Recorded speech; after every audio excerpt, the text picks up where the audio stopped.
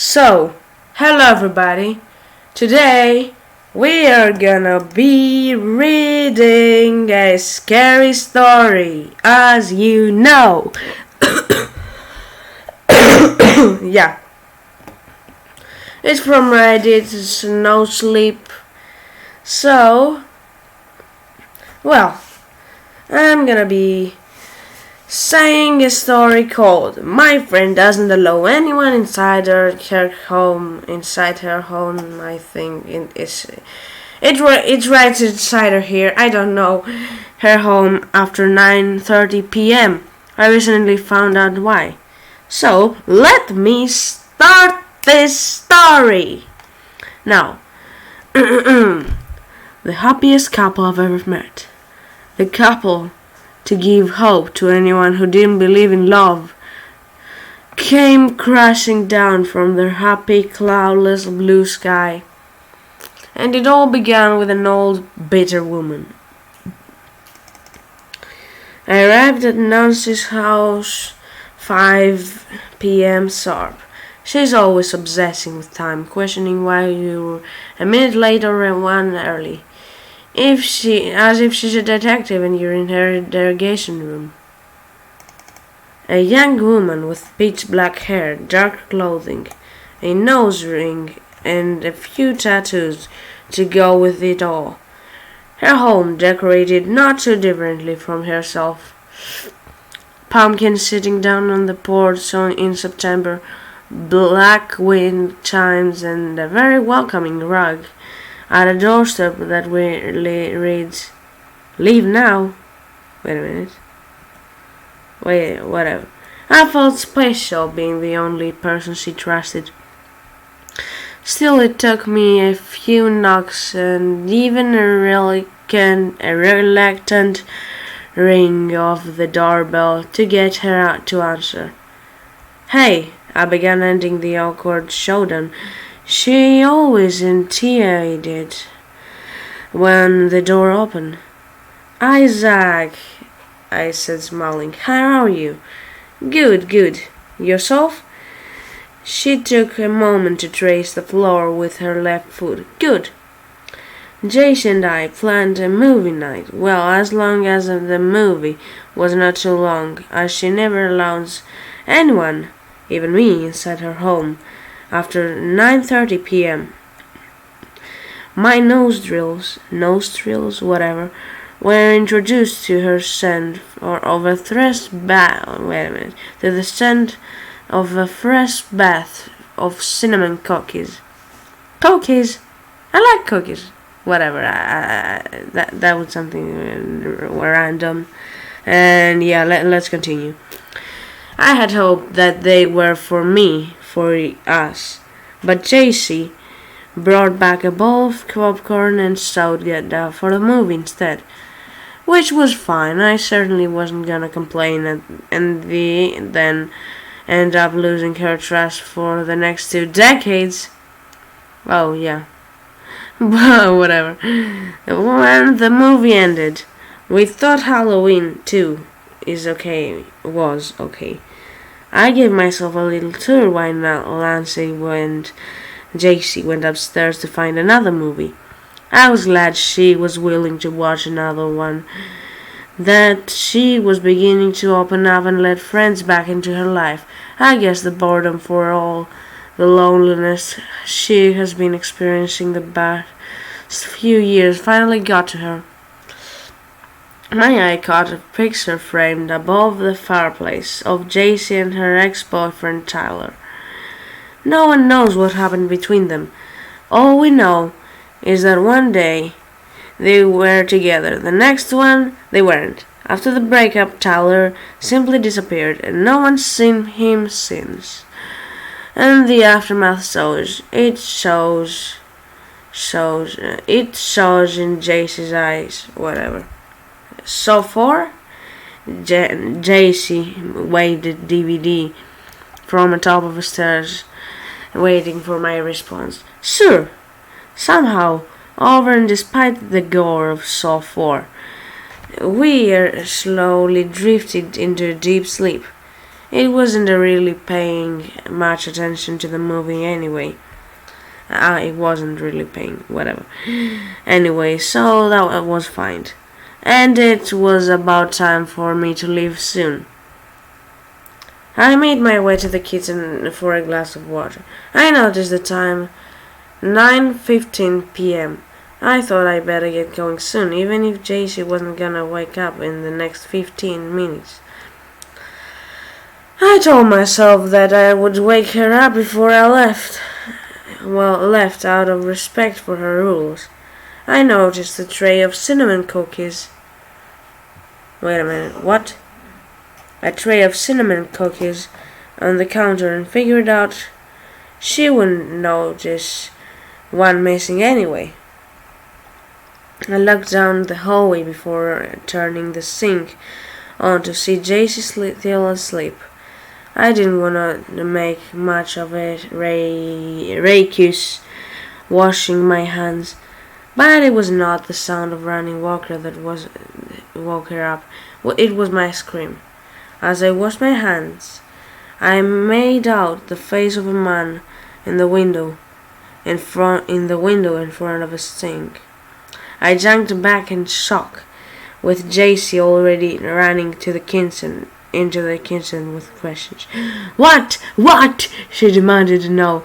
Call the cops, I said. Someone tried to break into your house. I saw him through the window by the street.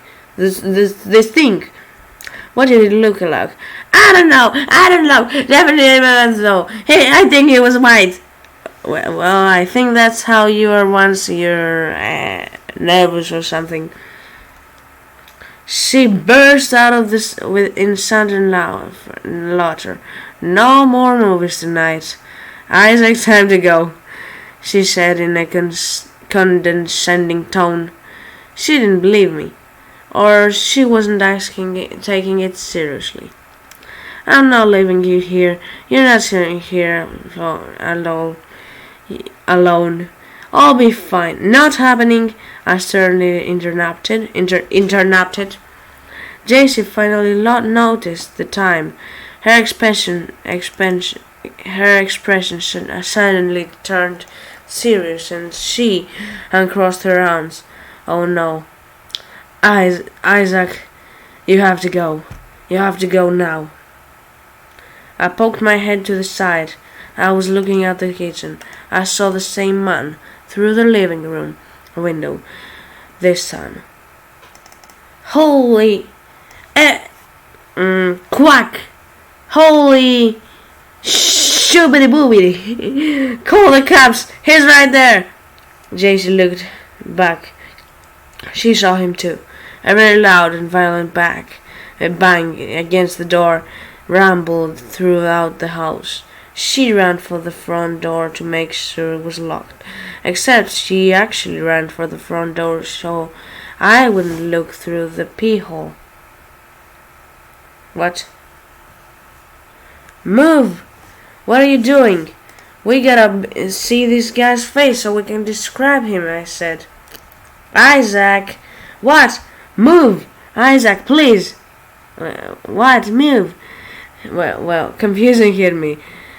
Why won't you move, JC? Tears ran down her face, followed by traces of black eyeshadow. She seemed hopeless, like she had just given up. Like she was finally ready to tell me something. Isaac, do you remember that old woman, the one taller and I? She covered her right hand with a sleeve of her sweater and dried her face. The one me and Tyler visited. Yeah, okay, what about her? Jason and Tyler were open-minded as they come. They dipped their toes into a diverse pool of knowledge in religion, culture, science, you name it. They studied Islam, okay, many religions, blah blah blah, Christianity, Buddhism, and anything else that sparkled their interest. Which is why, at the behest of a former friend, they decided to meet with a woman who claimed to possess certain abilities. A very old, serious, grey-haired woman whose shoulders were almost met the back of her neck. The woman lived up in the mountains, in absolute isolation, although open-minded and always willing to listen. Jason Talon couldn't help but laugh at the woman, who claimed to be one of the last people on earth who knew how to practice real witchcraft. The woman did not react mercifully at their mocking and supposedly proved to Jason Teller that well, she was in fact very real. It was a running joke, a running joke that JC would tell us from time to time, even when Teller left. Come to think of it, they broke up immediately after the meeting this old woman, but no one seriously thought that was the reasoning. JC, she looked at me, still leaning against the door. What about the woman? What the hell does she have to do anything with what's happening now? Tears started again. Then another very loud bang against the door. It was so strong that it rattled the rocks, and even shook some picture frames on the wall out of place. Holy shit, boobity. Okay, JC, move. Fitty bitty bitty, move now. Yeah, that's how to swear. Fitty bitty and shoobity boobity. I gently moved her away from the door so I could see through the hole. Isaac, please. I saw the stuff of nightmares. A man on the ground, standing on all fours. That is, standing on his legs and hands. His crooked head was looking out the door, shifting inhumanly fast. His eyes were pitch black, like Nancy's hair, and he was completely naked. Okay, I didn't need to know that. With his rib cage poking against his skin. He was standing so close to the door that I was able to see every little detail. Then he, or it, opened its mouth to reveal cat-like teeth. Okay, I jumped back as it began to bang its head against the door again. I looked at JC, waiting for an explanation. She just looked at me as if she's explaining to find out myself, like I was supposed to know. Then she ran to the kitchen and she came back with a tray of cinnamon cookies she had baked earlier. She placed her hand on the doorknob while using the other carry the tray. They're still his favorite. What are you doing? Don't open the door! She opened the door and walked outside, closing it behind herself. I looked through the peephole and ran to the living room to get a better look at the window. She was feeding it the cookies, patting it on the head, it rubbing against her legs. She kissed it on his forehead, while it consumed everything she placed before it. Then, a sight that made me jump back. I suddenly ran off the woods. Oh, wait a minute. It suddenly ran off the woods, moving incredibly fast. I just stared at Nancy, at JC, as she walked back inside. She froze by the staircase, still awaiting me to say something.